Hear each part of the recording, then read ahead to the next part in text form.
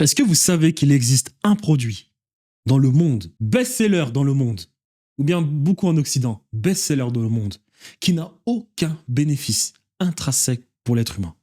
Aucun. Mais qui est vendu comme des petits pains. Est-ce que vous connaissez ce produit? C'est la pilule que les femmes consomment. Un produit qui n'a aucun bénéfice pour le corps de la femme. Aucun.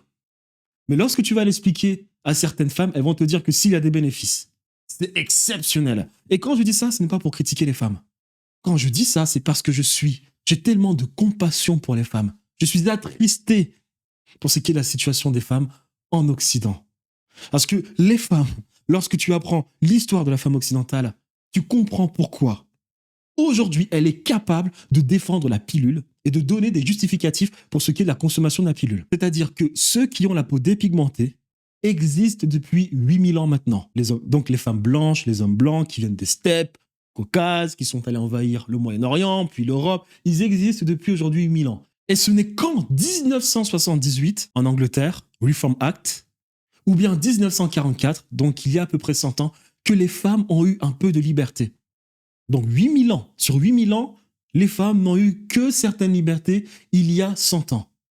Les Grecs qui vous parlent de démocratie, les femmes n'ont pas de liberté, ce sont des biens cheptels, elles servent à pondre des enfants. Les Ariens, les femmes servent à pondre des enfants. Les Romains, les femmes servent à pondre des enfants. Les Germaniques, les femmes servent à pondre des enfants. Ce n'est qu'en 1918 qu'on a commencé à penser qu'il fallait donner certaines libertés aux femmes. Et lorsque vous regardez ensuite le statut de ces femmes, vous vous dites, mon Dieu, c'est-à-dire qu'on a donné certaines libertés aux femmes, très bien, mais la femme, mais il ne faut pas non plus qu'elle abuse. Elle a certaines libertés politiques, juridiques, mais elle doit rester un bien, un produit de consommation. C'est-à-dire que si vous faites des recherches, vous regardez à quel point il y a de la lobotomisation, de la subversion pour ce qui est des enfants en Occident, le programme Alfred Kinsey, Hugh Geffner, John Monet, la CIA, Disney, les films Disney, Netflix, son film Mignonne. Vous apprenez lorsque vous faites des recherches que la femme, on a conditionné la femme depuis son plus jeune âge pour qu'elle devienne un produit de consommation, un produit sur lequel on peut faire du business et en plus de cela, elle doit être en même temps une grande consommatrice.